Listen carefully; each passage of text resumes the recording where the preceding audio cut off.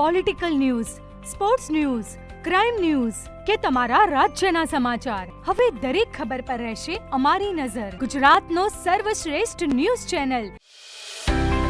પાટણ જિલ્લા પંચાયતના પ્રમુખ તરીકે ભાવિક પટેલે કાર્યભાર સંભાળ્યો. નવનિયુક્ત પ્રમુખે પૂજાવિધિ બાદ હોદ્દો ગ્રહણ કર્યો. ગ્રામીણ વિકાસ અને અધૂરા કાર્યો પૂર્ણ કરવા આપી ખાતરી. પાટણ જિલ્લા પંચાયતના નવનિયુક્ત પ્રમુખ ભાવિક પટેલે ગુરુવારે બપોરે 12:39 કલાકે વિધિવત રીતે પોતાનો પદભાર સંભાળી લીધો છે.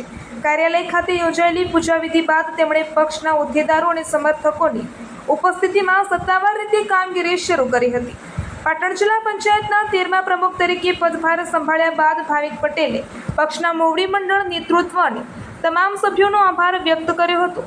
તેમણે જણાવ્યું હતું કે જિલ્લાના બાકી રહેલા તમામ વિકાસ કાર્યોને પંચાયતના તમામ સભ્યોને સાથે રાખીને સમયસર પૂર્ણ કરવામાં આવશે. નવનિયુક્ત પ્રમુખે સ્થાનિક નાગરિકોની સુખાકારી વધારવા અને ગ્રામીણ વિસ્તારના વિકાસના અધૂરા પ્રોજેક્ટ્સને પ્રાધાન્ય આપીને વહેલી તકે પૂરા કરવાની ખાતરી આપી હતી.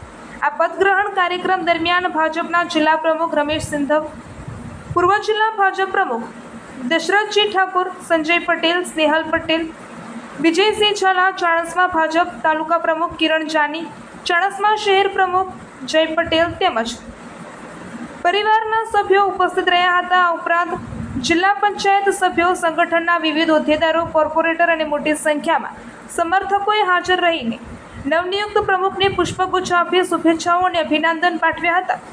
રિપોર્ટર કમલેશ પટેલ, પાટણ.